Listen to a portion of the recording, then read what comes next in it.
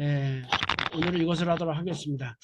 음, 잠시 안내 말씀드리면 다음 주도 있고요. 예, 추석 때, 그러니까 추석이 아니죠. 설날인 28일 날은 휴강이 되겠습니다. 공유를 하고 시작하도록 하겠습니다. 잠시 조금 오류가 있었습니다. 미안합니다. 예, 오늘은 다섯 번째 시간이고요. 일곱 인본에 대해서 이제 말씀을 좀 드리겠는데요. 이거 드리기 앞서서 아까 우리 사전에 얘기한 대로 5분 정도 해서 전체 핵심 내용을 이렇게 알아보려고 합니다. 요한계시록이 힘들고 어려운 이유는요, 너무 생소하기 때문에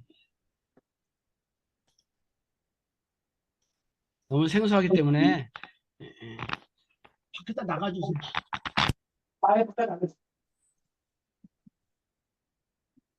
너무 이렇게 생소하기 때문에 전체적 줄거리를 잘 이렇게 모르시더라고요. 그래서 아마 좀 이해하는 데 가장 어려운데, 그래서 오늘 좀 시작할 때 앞서서 참 잘 알아야 될 것 생각합니다. 그래서 그맨 처음에 줄거리가 좀 중요하거든요. 그래서 흐름을 좀 우리가 전체적으로 한번 좀 살펴보도록 하겠습니다. 계시록 1장은 어떤 내용들이 들어가 있을까요? 여기 제 대표적인 거 세 구절만 딱 들었는데요. 계시록은 예수 그리스도의 계시라 그랬습니다. 계시에 대한 얘기를 하면 묵시라고도 하고 이제 여러 가지 얘기 나오죠. 근데 하나 이제 물어볼 게 하나 있습니다. 영감도 계신가요? 영감, 영적 감각. 뜻풀이하면 그런데 하나님은 영이신이라고 얘기하고요. 요한계시록에도 하나님이 일곱 영으로 계신 분이라고 많이 나옵니다. 그런데 누구의 계시가 중요하냐면요. 그리스도의 계시다. 그래서 여기 나온 것처럼 예수 그리스도의 계시이기 때문에 아주 중요하다라고 얘기할 수 있습니다. 그래서 1장의 내용은 뭐냐? 예수 그리스도로 중심 삼은 계시죠. 만약에 내가 영감 받아도 계신데 그건 뭡니까? 나에 대한 계시죠. 범위가 아주 작죠. 우리 가정에 대한 계시가 될 수도 있고요. 우리 단체에 대한 계시가 될 수도 있을 것입니다. 그런데 여기는 예수 그리스도니까 뭐예요? 전체 섭리에 대한 계시라고 얘기할 수 있고요. 더 중요한 거는 예수님께서 언제 다시 오시느냐, 재림에 대한 계시다라고 얘기할 수 있습니다. 또 계시는 두 가지가 있죠. 먼저 보이지 않는 나의 모습을 보여주는 거하고요. 그 다음에 미래를 알려주는 것입니다. 그래서 오늘 처음에는 1장에는 뭐에 대해서 얘기 나옵니까? 여기 나오는 것처럼 1장 19절에 있는 것처럼요. 그러므로 내가 본 것과 지금 있는 장차의 일을 기록하라. 네가 모든 것을 기록을 해가지고 어떻게 합니까? 1장 11절에 일곱 교회에 보내라. 1장의 핵심 내용입니다. 네가 하나님의 계시를 받았던 모든 내용을 잘 지금 있는 일도 그렇고 장차 일도 그렇고 모든 걸 잘 기록을 해가지고 편지로 만들어 가지고 어디에요? 일곱 교회에 보내라. 이 편지라는 것은 그 당시에는 커뮤니케이션 교통수단의 가장 편리한, 그렇죠? 장소를 넘어설 수도 있고 시간을 넘어설 수도 있고, 그리고 또 체각을 다르게 편지는 꼭 누구예요? 받는 사람의 입장이 있습니다. 누구한테라는 거예요. 그러니까 우리를 그걸 뭐라 그럽니까? 예시록 2장 1절에 예배소 교회의 사자에게 편지하라. 그렇죠? 사자가 누굴까요? 라이온은 아니죠. 우르릉하는 사자. 그렇죠? 그 예배소 교회에 있는 가장 중심적인 사람이죠. 사자라는 것은요. 하늘의 직분을 맡은 사람. 그 사람한테 편지하는 겁니다. 가장 핵심적인 사람한테. 그러면서 쭉 나오죠. 일곱 뼈를 붙잡고 일곱 금떼떼를 거느리시는 이가 이르시다는 쭉 시작. 에베소서에 보냈어요. 그래서 맨 나중에 3장, 2장, 3장은 일곱 개 교회니까요. 라오디게아 교회. 여기서 사진도 있는데요. 라오디게아 교회는 현대교회를 상징한다 그랬잖아요. 그래서 뚝뚝뚝 두들깁니다. 과거에 15세기 종교개혁 이전의 시대는 어떻습니까? 종교는 내가 선택하는 것은 아닙니다. 무조건 받아들이는 것이죠. 종교도 안 받아들이게 되면 파문당하면 이 사람은 죽음입니다. 왜? 죽어서 지옥을 가기 때문에.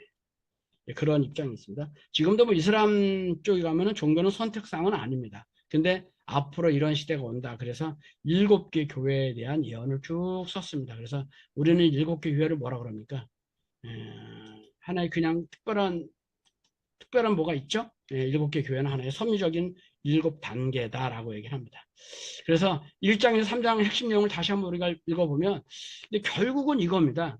하늘의 계시를 보여주는데 재림의 때가 언제인지를 얘기해 주는 것이 1장하고 2장하고 3장이에요. 재림 때가 언제인지를 알려주는 단서가요. 결국은 재림의 그거에 대해서 참 궁금하잖아요. 근데 재림의 때를 알려주기 위해서는 하나님이 어떤 분인 걸 먼저 알아야 돼요, 우리가. 그렇지 않겠습니까? 여태까지 그 신앙하는 사람들, 구약시대이죠. 유대인들이 가장 크게 가지고 있는 관심은 뭡니까? 하나님의 모습에 대해서 궁금해했습니다. 그래서 보이지 않는다는 얘기도 많이 했고요. 그렇기 때문에 하나님의 모습을 보여줌으로 말미암아 어떻게 됩니까? 계시에 대한 믿음을 확증하는 거죠. 그러니까 지금 뭐라 그러니까 정당성 뭐야 증거를 이렇게 보여준다라고 얘기하는 게 좋겠죠. 증거. 이 정도다라는 거죠. 예. 내가 받은 거는 정말 하나님을 만나서 받았다는 것이다. 그래서 그 하나님에 대한 그 모습을 보여줍니다. 실제로는 어떻습니까? 봤는데 아무것도 없었습니다. 왜? 빈 보좌죠. 그렇지만 그 하나님 주변의 모습들은 쭉 볼 수 있었습니다. 그래서 여기 뭐 하나님 보좌가 맨 위에 있고요. 그 다음에 등불, 일곱 등불의 일곱 영입니다. 그 다음에 분명하게 얘기하지만요. 하나님의 보좌에서 벗어난 분이 누굽니까? 어린 양입니다. 하나님이 예수님이 하나님이다. 요거는 조금 계시가 좀 다르죠. 만약에 여기 앉아 계셔야 되는데 사실은 어린 양을 두고 섭리하지만요. 그 다음에 내 생물. 내 생물은 뭡니까? 하나님이 선택했던 피조 세계의 대표입니다. 하나님 작으신 모든 것. 천사를 포함하는. 그렇죠? 그래서 천사의 모습이 나타나기도 하는데 하나님이 선택했던 피조 세계 영육을 가울러서 그 다음에 24장로는 뭡니까? 인간들이 대표를 세웠던 것이 24장로입니다. 12 더하기 12죠. 예, 예. 지상의 대표. 그 다음에 천천만만의 천사. 예, 천천은 뭐라고 할까요? 천 곱하기 천일까요? 만만은 만 곱하기 만일까요? 만 곱하기 만이면 억인데 하여튼 수많은 그러니까 그 당시만 해도요 만 이상의 숫자는 없었습니다. 가장 큰 수니까 만 이상의 숫자를 얘기하려면 만만. 옛날에 우리도 그러잖아. 억하면 억이 큰 숫자인데 억의 억이다 이런 얘기도 하지 않습니까? 그런 표현의 방법을 썼습니다. 그 다음에 모든 피조물 이렇게 되어 있습니다. 그래서 하여튼 성령에 감동되어서 하늘 모자가 보였는데 하늘의 그 모습은 벽옥과 홍보석과 무지개와 녹보석 아시죠? 벽옥은 푸른빛이 도는 돌, 홍보석은 붉은 빛이 보는 돌, 보석이죠. 무지개. 그래서 벽옥, 홍복은 양을 상징하고 그 다음에 무지개는 성상을 상징하고 녹보석은 형상을 상징해서 하나님의 보좌는 이성상상으로 되어 있다라고 합니다. 자, 그런데 여기에 제가 질문을 여기 써놨습니다. 앞에. 하늘이 열린 목적이 있다. 왜냐하면 여기 4장 1절에 써 있습니다. 이 일 후에 내가 하늘이 열린 문이 있는데 하늘이 왜 열렸을까요? 아까도 얘기했지만 두 가지의 목적 때문에 열렸습니다. 비밀에 쌓인 하늘을 보여준다. 사실을 신앙하는 사람들의 가장 궁금증이 뭡니까? 하나님의 모습을 보이는 겁니다. 우리도 연계돼서 궁금하잖아요. 하나님이 앉아 계시는 하나님의 보좌는 어떤 모습으로 되어 있을까? 이것을 얘기해 주지 않고는 하나님을 봤다라고 얘기할 수 없습니다. 하나님의 계시를 받았다고 얘기할 수 없습니다. 그러니까 그 사도 요한은 이거에 대한 잘 알고 있었죠. 그래서 자기가 봤던 모습을 보여주는 것이 뭡니까? 그게 계시록 4장의 이야기입니다. 두 번째는 뭡니까? 진짜 계시는 뭡니까? 내가 언제 오는 시기를 알려줘야 됩니다. 그래서 시기를 알려주는 게 이제 우리가 동시성 나오지만 이걸 얘기할 건데 2장하고 3장의 7교회입니다. 근데 질문 하나 합니다. 하늘이 왜 열렸을까요? 열린 이유가 있습니다. 아무 때나 하늘을 열릴 수는 있는데 그런 건 아니잖아요. 하나님이 아무 때나 열리지 않거든요. 그럼 뭔가 하나님께서 얘기했던 명령이 실행되었을 때 쉽게 말해서 조건이 성립되었을 때 하늘이 열렸습니다. 그 조건을 우리는 뭐라고 합니까? 그게 2장하고 3장의 7교회다라고 얘기하는 것입니다. 그래서 이제 흐름을 쫙 다시 한번 1장에서 1장, 2장, 3장을 잘 흐름을 이어보면 1장에 예수님께서 누구에게 나타나세요? 이거 뭐야? 사도 요한에게 나타나서 네가 보고 들었던 것들을 7교회에 보내라.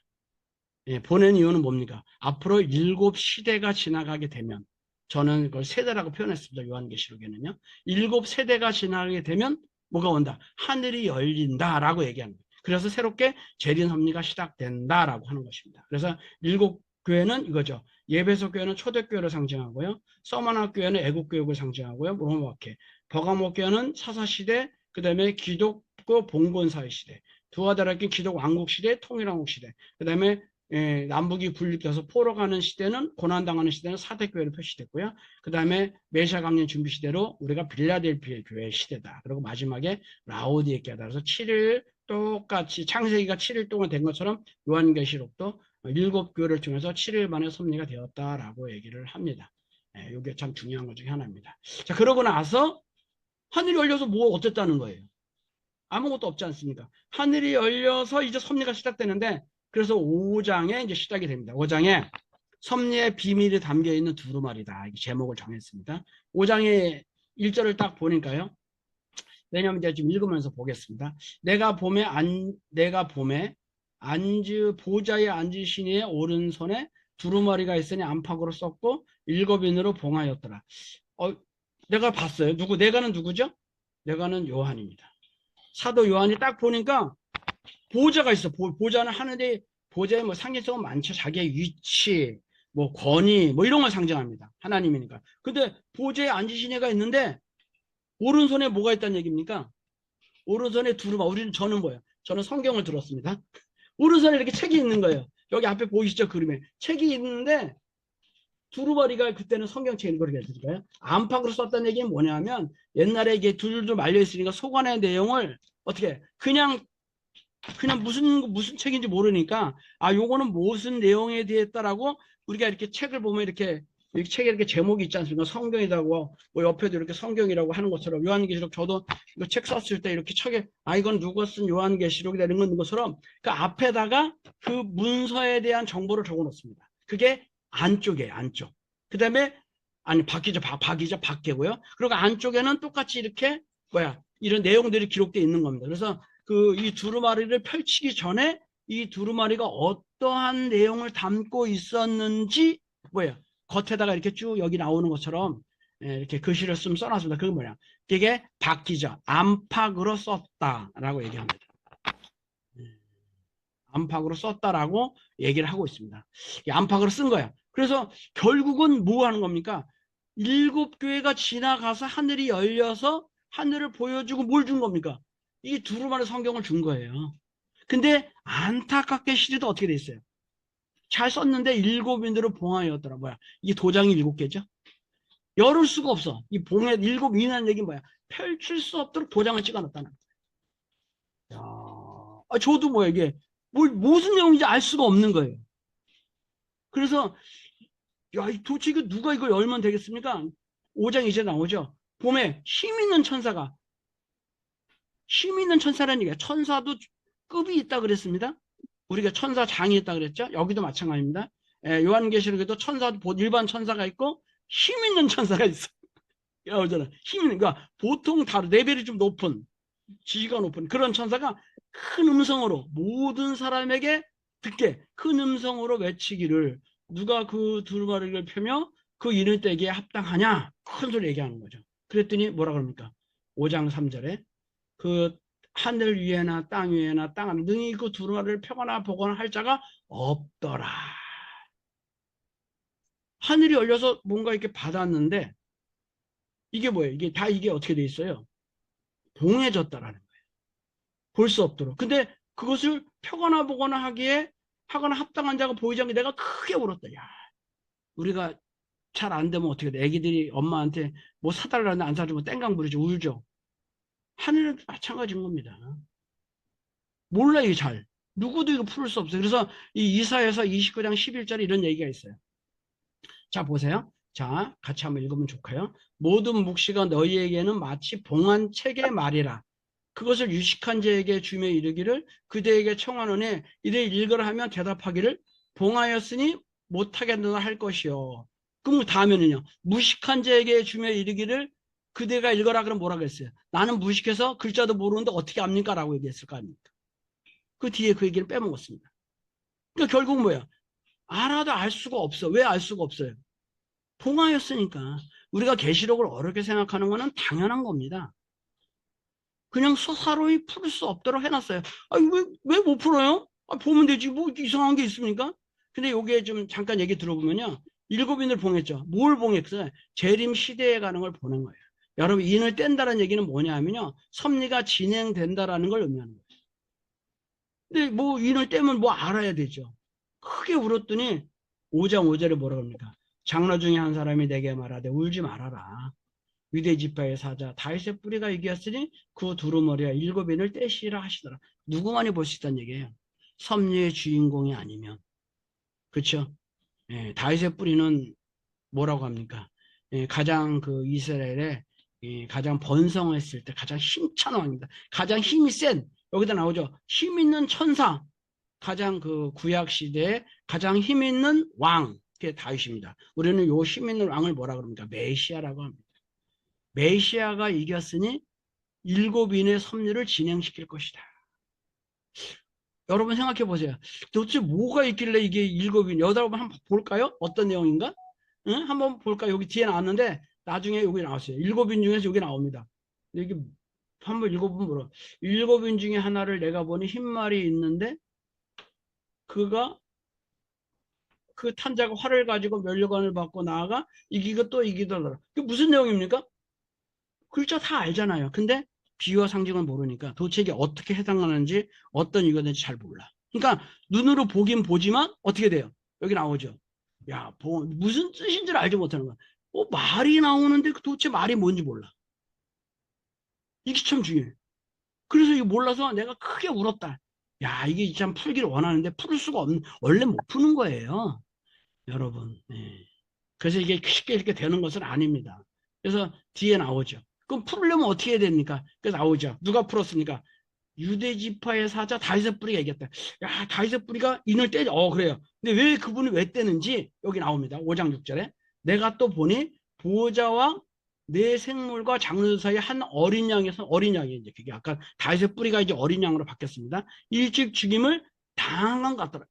중요하죠? 어떻게 했다고요? 스스로 자살한 거 아닙니다. 죽임을 당했다.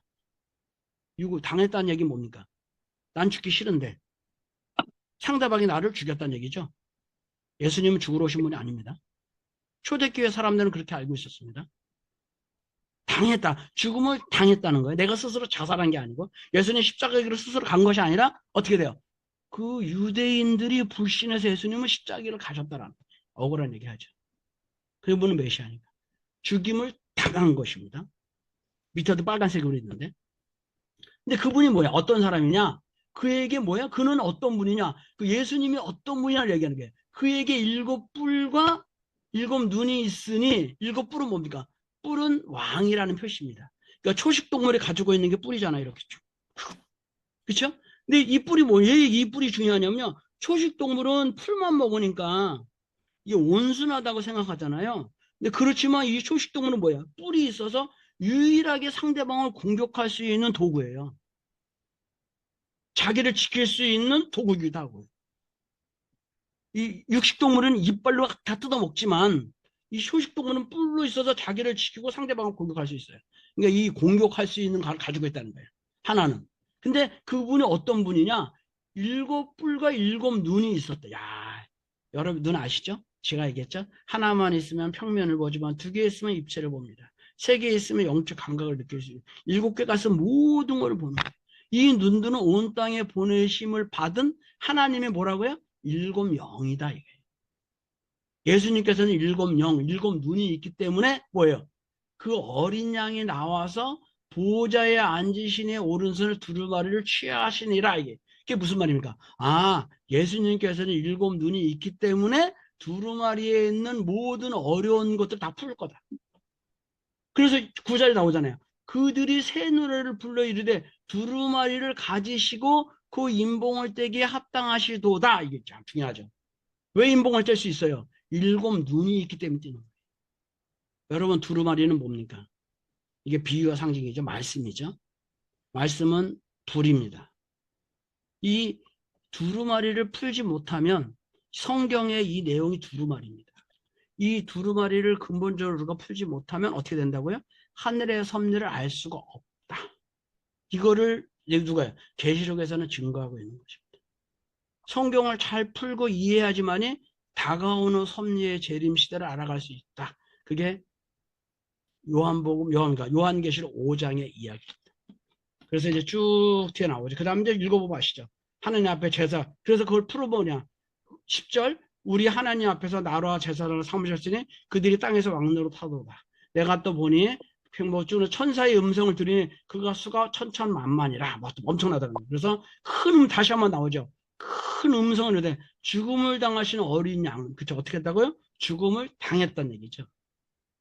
능력과 부와 지와 종교 영광과 참 결국은 나는 죽임을 당했지만 나중에는 어떻게 된다고요? 그 사람의 능력, 그 사람의 부, 그 사람의 지혜, 그 사람의 힘, 그 모든 것으로 존귀와 영광을 받는 사람이 합당하다. 받을 것이다. 왜? 초림 때는 당했지만 재림 때는 이렇게 엄청난 역사를 일으킬 것이다. 그것이 요한복음 5장의 예언입니다. 예언. 그러니까 뭐야? 결국은 일곱인을 떼신다. 일곱인을 떼려면 누가 있어야 돼? 눈이 있어야 돼, 눈이. 그러니까 바울도요, 처음에는 예수님을 만나서 예수님을 죽이려고 했습니다. 그러다가 어떻게 됐어요? 우여곡절이 있었습니다. 다메섹에서 막 그냥 예수를 만나고 나서 어떤 일이 벌어졌냐면요. 사도행전 9장 18절에 보면요. 눈에 비늘이 떨어졌다라는 말이 나옵니다. 그 얘기는 뭡니까? 새로운 시각을 볼 수 있는 일곱 눈이 생겼다는 얘기겠죠. 그게 가장 핵심 중에 하나입니다. 그래서 일곱 눈이 있어야 성경은 보입니다. 그래서 우리가 일곱 눈이 뭐니? 왜 나오게 됐을까? 그거 아까 얘기했죠. 하늘문이 열리게 된 이유입니다. 왜? 일곱 시대가 지나갔기 때문에 일곱 인이 나오게 되었, 전개가 시작이 되는 겁니다. 그냥 되는 게 아니고. 그래서 1장은 예언이고요. 2장은 그 편지를 보낸 거는 보냈다는 얘기 뭐냐? 일곱 시대가 지나갔다. 하늘의 창조 역사를 본다면 6일까지가 다 지나갔다. 이제 뭐야? 7일이 시작되어진다. 새로운 하늘의 역사가 시작되어진다. 그 얘기를 쓴 것이 우리가 나오는 섭리의 전개입니다. 잠시 이걸 항상 이걸 염두에 두고서 공부해야 됩니다. 왜냐? 이게 재림론은 그렇게 돼 있거든요. 재림론 여기에 대해서 나오니까. 그지? 이 뒤에 나오니까요. 언제부터 우리가 재림 시대 시작되는지 잘 몰라. 근데 일곱 교회가 지나간 다음이니까 나오는 겁니다. 왜? 그래 하나님을 열리니까요. 그러고 나서 일곱인이 딱 나오는 겁니다. 근데 일곱인이 뭐예요? 첫 번째 6개, 하나, 둘, 셋, 넷, 다섯, 여섯, 일곱, 8개 인봉된 인이 떼어진다는 얘기는 섭리가 진행된 겁니다. 그 첫 번째 인은 뭡니까? 흰 말이 나오고, 두 번째 인은요 붉은 말이 나오고, 세 번째는 검은 말이 나오고, 네 번째는 청황색 말이 나오고. 아니 도대체 이게 뭐야? 읽으면 읽을수록 알 수 없는 게 뭡니까? 성경이에요. 요한계시록이에요. 난 도대체 무슨 얘기인지 모르겠네. 갑자기 네 가지의 말이 나옵니다. 좀 외워놔야 됩니다. 흰말, 붉은 말, 검은 말, 청황색 말. 그 다음에는 뭐예요? 다섯째는 말이 안 나오고 뭐가 나옵니까? 죽음을 당한 영혼들이 제단의 아래에서 큰 소리를 불러 이르되. 왜 큰 소리를 불렀을까요? 나를 좀 회원해 주십시오. 뭐 이런 얘기입니다. 그 다음에 여섯째 이는 뭐야? 하늘이 막 그냥 큰 말세가 일어나는 것이죠. 엄청난 막 그냥 하늘이 막 해가 떨어지고 별이 떨어지고 달이 떨어지고 뭐 이런 일이 벌어지는 겁니다. 이게 일곱인입니다. 그러니까 성경에서 요한계시를 가장 중요한 게 뭡니까? 첫 번째 가장 중요한 건 일곱인이에요. 그러니까 요 6장을 설명하기 위해서 1장부터 5장까지가 있었던 것입니다. 그래서 이걸 도식적으로 잘 보면은 이렇게 되어 있습니다. 여기 보세요. 일곱인 다음에 일곱인으로 끝나는 게 아니라 일곱 나팔 그리고 일곱 대접이 나와요. 그래서 맨 밑에 일곱인이라고 쭉 있죠. 일곱 사람이 아니고요. 네? 일곱 개의 봉한 겁니다. 그래서 1, 2, 3, 4, 5, 6까지는 갔다가 또 일곱, 7이 나오면 또 뭐야? 일곱 개 나팔이 나와요. 그래서 어려워. 근데 나팔도 몇 개 나와요. 1, 2, 3, 4, 5, 6 나오다가 또 일곱 째 나팔을 푹 불 때 또 대접이 또 일곱 개 나와요. 1, 2, 3, 4, 5, 6, 7 딱 나와요. 그래야지 이게 끝나는 거예요. 그러니까 쉽게 말하면 뭐예요? 일곱인, 일곱 나팔, 일곱 대접에 세 개의 큰 기둥이 있는 겁니다. 자, 요 일곱인이 나오기 위해서 뭐가 나온 거예요? 1장부터 5장까지가 있었던 거예요. 처음에 일곱 교회에 편지를 보내라고 하고 일곱 교회는 독립성 역사가 지나가니까 하늘 보좌가 열리면서 일곱인을 딱 펼친 거예요. 그래서 이걸 하나씩 떴다는 얘기는 섭리가 진행되는 겁니다. 그래서 여러분 이제 보면은 다시 한번 보면요. 1장부터 5장까지가 있다가 일곱인을 떼면 이게 쭉 나와요. 그 내용은 이렇게 되어 있습니다. 흰 말이 먼저 나오고요. 두 번째는 붉은 말, 세 번째는 검은 말, 네 번째는 청황색 말, 다섯째는 억울함을 갚아주십시오. 그 다음에 천재지변을 합니다. 그 다음에 일곱 번째 나팔 나오면 나팔 나온 다음 뭐라고 얘기했어요? 일곱 나팔이 나오잖아요. 근데 일곱 나팔이 나오기 전에 먼저 일곱 인이 나왔으니까 하늘의 인이 먼저 나와야 돼요. 7장에 하나님의 인이 딱 나와요. 왜? 요 일곱 인은 그 사탄이라고 얘기할 수 없지만 재림 시대의 현상이 현상. 요런 때가 오면 재림 시대다라고 얘기해 주는 겁니다. 그게 6장입니다. 그래서 시대가 아주 혼란하고 어렵잖아요. 그러니까 예수님 왜 와요? 재림주는 왜 옵니까? 재림주는 구원하려고 오는 것도 있지만 시대가 어려우니까 시대의 문제를 해결하려고 오는 거예요. 어떻게 해결합니까? 하나님의 인이에요. 새로운 하나님의 말씀으로 해결하는 겁니다. 그래서 7장에 하나님의 인이 해돋는 곳으로부터 하나님이 오는 거예요. 그러면 그다고 나면은 일곱 나팔을 풀면 또 뭐예요? 일곱 나팔이 쭉 나오는 첫 번째, 두 번째. 그래서 막 고난이 오죠. 뭐 3분의 1 주고 해달별이 부셔지고 일곱 나팔이 나와서 끝나는 게 아니라 일곱 대접이 나와요. 근데 일곱 대접 나오기 전에 또 뭐냐? 이거는 사탄의 역사인데 하늘 역사가 시작되기 전에 또 새로운 게 또 나와요. 왜? 8장, 9장도 문제거든요. 문제. 문제 있으면 답이 있어야 되겠죠. 파란색은 문제입니다. 문제인데 이 일곱째인을 해결하는 답은 뭡니까? 하나님의 7장이에요. 그러면 8장 9장 일곱 나팔을 해결해주는 답은 뭡니까? 그 답은 일곱 대접이야. 근데 일곱 대접이 나오게 되려면 배경을 설명해야 되니까 10, 11, 12, 13, 14가 나온 거예요. 중간에. 그래서 이런 구조를, 이 세 개의 구조가 있고 그다음에 맨 마지막에 사탄이 죽으니까 다시 한번 설명을 하고 이제 우리가 얘기하는 그 20장까지 쭉 나온 이 구조가 이렇게 된 것입니다. 이걸 머릿속에 염두에 두고 있어야 이렇게 돼 있구나. 크게 기둥이 세 개 있어요. 일곱인, 일곱 나팔, 일곱 대접. 그 다음에 중간에 삽입자염이 있고 그 다음에 다시 한번 설명하고 마지막 섭리가 진행되는 거구나. 이렇게 딱 이해하시면 참 좋을 것 같습니다.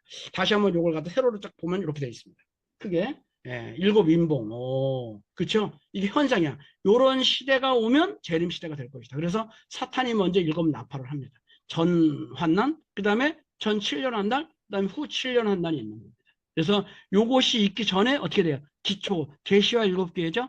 여기 나오죠? 반모섬에서 계시를 받고 일곱 교회가 이렇게 있었다라는 것이 요 내용입니다. 그래서 옆에는 요거 나팔은 요 그림은 나팔 이야기고요. 요거는 대점 이야기입니다. 그래서 결국은 맨 마지막에 지붕에 새 예루살렘 성이 하늘에서 내려온다. 이렇게 요한계시록 구조가 되는 겁니다. 오늘 지금 이 시간부터는 5장부터는 6장부터는 좀 전체적인 구조를 이해하고 넘어가야 됩니다. 그래야지 잘 이해가 됩니다. 그래서 일곱인 다시 또 나오죠. 설명을 하는 겁니다. 신말, 신말이 뭘까?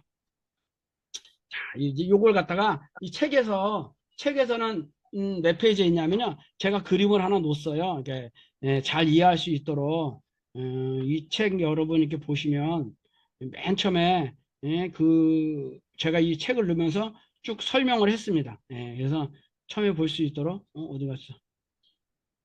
여기 있죠. 이게 몇 페이지냐면 54페이지에 요 그림이 있기 때문에 요거를 좀 설명해 주려고 제가 오늘 들었습니다. 요 그림 나오시죠? 요거를 보이시죠? 요거 몇 페이지냐면요. 54페이지의 그림입니다. 그러니까 요게 세로로 됐기 때문에 세로로 똑같이 요런 걸 토대로 해서 요 그림이 나왔다는 사실을 말씀드리는 겁니다. 그래서 앞에 7개의 교회가 쭉 있고요. 계시록 1장, 2장이 있고요. 그 다음에 일곱인, 일곱 나팔, 근데 바로 밑에 7장 이렇게 구성이 됩니다. 그런데 요 붉은 말을 풀려면 중요한 게 뭐냐? 성경을 우리가 먼저 공부를 좀 해야 됩니다. 성경은 어떻게 쓰였을까요? 비유와 상징을 쓰였습니다. 그래서 이거를 갖다가 구약에도 그래요. 구약에서 에스겔서 20장 49절에 그럽니다. 그들이 나를 가리켜 말하기를 그는 비유로 말하는 자가 아닌가 하나이다. 그래서 구약에서 비유, 예수님도 그랬습니다. 14년 34절에 뭐라고 했습니까? 예수께서 이 모든 것을 우리에게 뭐라고요? 비유로 말씀하시고 비유가 아니면 아무것도 말씀하시면 안 해요. 그쵸? 비유가 아니면 아무것도 얘기 안 했대요. 비유를 풀지 못하면 못 가는 거죠. 그래서 물어봐요. 그럼 제자들이 물어보겠죠. 제자들이 예수께 나와 이르시되 어째요 우리들에게는 비유로 말씀하십니까? 그들에겐 비유로 말하고 우리는 왜 비유로 해석해 줍니까? 뭐 그런 얘기가 쫙 있어요. 왜 비유로 얘기합니까? 뭐 질문이 있잖아요. 그러니까 뭐라 합니까? 대답하여 이르시되 천국의 비밀을 아는 것이 우리들에게는 허락되었지만 그들에게는 아니 되었다. 천국의 비밀이 비유를 푸는 거다. 그래서 이 비유를 잘 해석해 주는 겁니다. 그래서 이 비유의 성격이 뭐야? 계시록에 나오는 비유를 다 얘기했어요. 흰말, 붉은 말, 불, 해, 달, 별, 땅, 천재, 지변. 요거 다 알면은 다 아는. 그다음에 나무, 수목은 나무죠. 강, 물샘, 산, 섬, 바다, 쑥. 황충, 짐승, 개구리, 작은 책, 여자, 큰 성. 요게 성경의 계시록에 나오는 비유입니다. 여러분 알 수 있을 것 같아요? 요걸 하나씩 하나씩 가르쳐 주는 게 뭡니까? 그게 요즘에 뭐라 그럴까요? 좀 유사신흥 종교? 우리가 아는 바에 의하면 뭐 신천지 교회도 이렇게 돼 있고요. 제이메스 교회도 이렇게 되어 있고요. 또 제가 아는 교회는 저기가 어디에 있냐면요. 생명교회라는 교회도 있고요. 그다음에 박윤식 씨가 보는 제일 평강교회도 그렇더라고요. 요 비유풀이를 한다 그래요. 비유론이라고도 얘기하고. 그걸 하나씩 하나씩 가르쳐 주는 거예요. 그래서 우리가 첫 번째 오늘 왔으니까 배우려면은요. 제가 하나 배우려고 합니다. 그래서 여러분 이 책에 있는 거 한번 제가 이 말에 대해서 한번 요거는 요거까지 얘기해 오는 데 말에 대해서 하나 제가 하나 읽겠습니다. 페이지가 227페이지입니다. 요한계시록 책에 227페이지에 있는 거 여러분 꼭 보시면 좋겠습니다. 자, 제가 한번 읽겠습니다. 신말탄 자가 나온다. 2절부터 6절까지 등장하는 첫째인의 네 번째까지 네 말이 등장한다. 말이 상징하는 내용이 일곱인의 핵심이고 비밀입니다. 말은 전투에 등장하는 전쟁의 상징입니다. 그래서 쭉 읽어보시면 이제 왜 말을 썼는지 얘기가 나옵니다. 그래서 요 근본적으로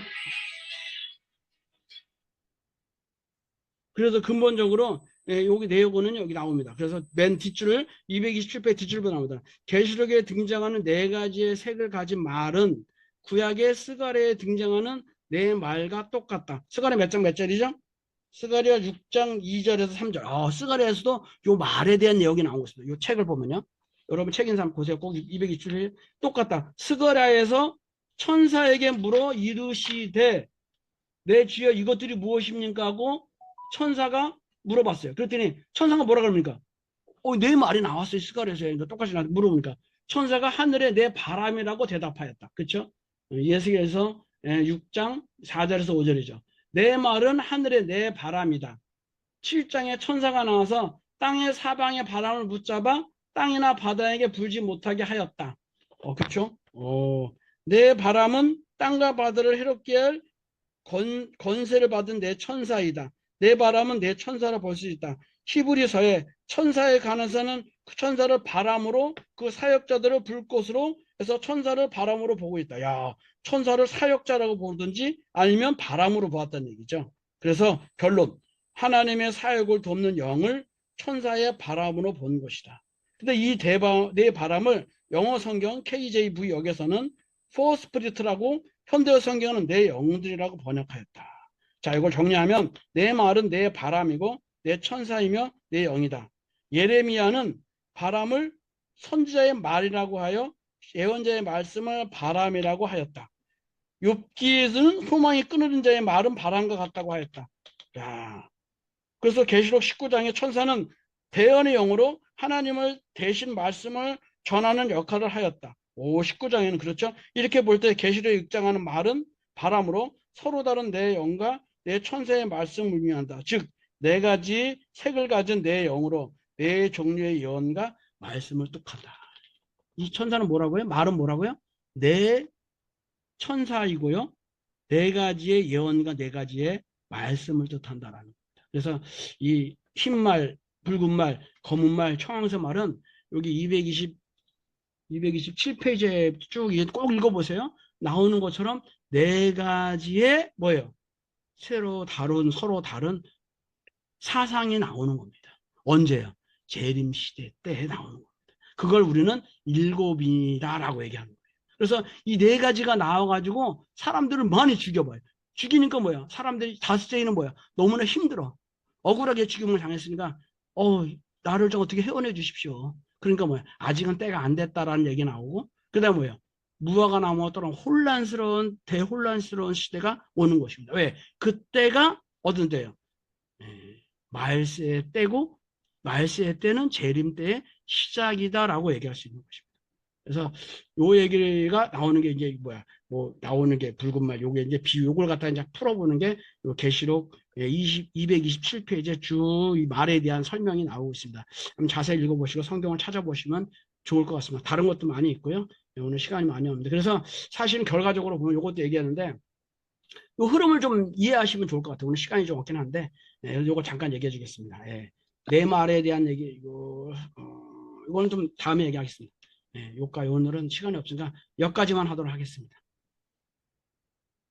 다음에 이제 그러면, 에, 그걸 끊겠습니다. 어디 갔지? 공유를 끊어야 되는데, 여기다 공유 중지. 이거 안녕하세요. 대충 이해가 좀 되셨나요? 어떤지 모르겠네요. 오늘 뭐 처음에 시작이 좀 매끄럽지 못해가지고 많은 분들이 왔다가 좀 가신 것 같기도 하고 그렇습니다. 좀 이해가 되시나요? 어떠셨나요?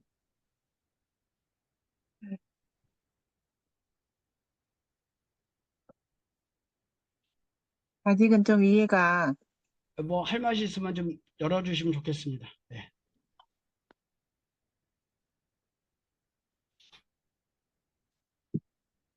아직은 좀 헷갈려요. 우리 김민정 권사님 안녕하세요. 우리 이영호도 권사님 안녕하세요. 얼굴 보이시는 분 안녕하세요. 좀 어떻게 좀 이해가 좀 어떻습니까? 좀 이해가 되셨습니까? 제가 좀 저만 막 일방적으로 막 얘기해서